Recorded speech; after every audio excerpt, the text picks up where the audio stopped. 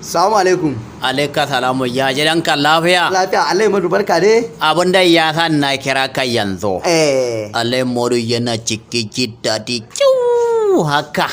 Me ya faru Alai Madu? Abin da ina so ka sani. Hulata wannan.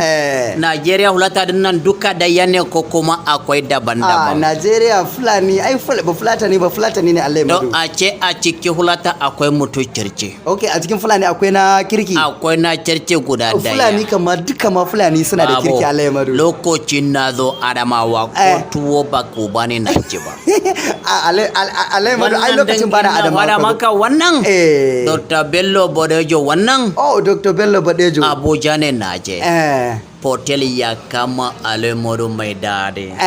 Na kwanta na yi barke. Gaskiya ne. Na je daɗi. Fulatanin akwai kirki. Gaskiya Dr. Bello Bodejo. Kirkin ci akwai. Gaskiya ne. Amma kuma sani Dr. Bello Bodejo wannan Fulatanin akwai kirki. Gaskiya Dr. Bello Bodejo. Kirkin ci akwai. Ya yanka mana shanu. Ka gani Fulata ba ya ce shanu. Amma ki ya danne wani shanu gurzam haka an yanka.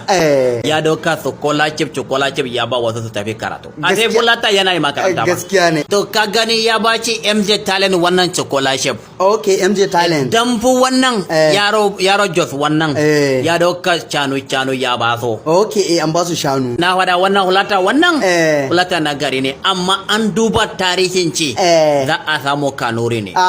Kai na ba Alai Madu. Na duba fuskanci na yi curu na ce wannan hulata ko kanuri. Ba Fulatani ne. Amma kuma na duba na ga hulata ne. Ba Fulatani ne cikakke ma Alai Madu. Na wada kurciun la kare ya kun wannan hulata dan. Kana nufin kirki sai kanuri ne. Wannan hulata dan ya cire wa Fulani kice a wuta.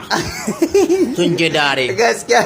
Kai kuma me baka Alai Madu? Ni wannan ya doka kudi ya bani. Gaskiya ne. Kuma ya mini alkawari. Okay. Wancan din wajen fara ko waje ji. Okay, ba za ka faɗa ba sirri ne. Wannan ne sirri akwai. Ai haka Fulani suke da kyautatawa al'umma a Alai Madu. Mutum wannan dan aljanna fa.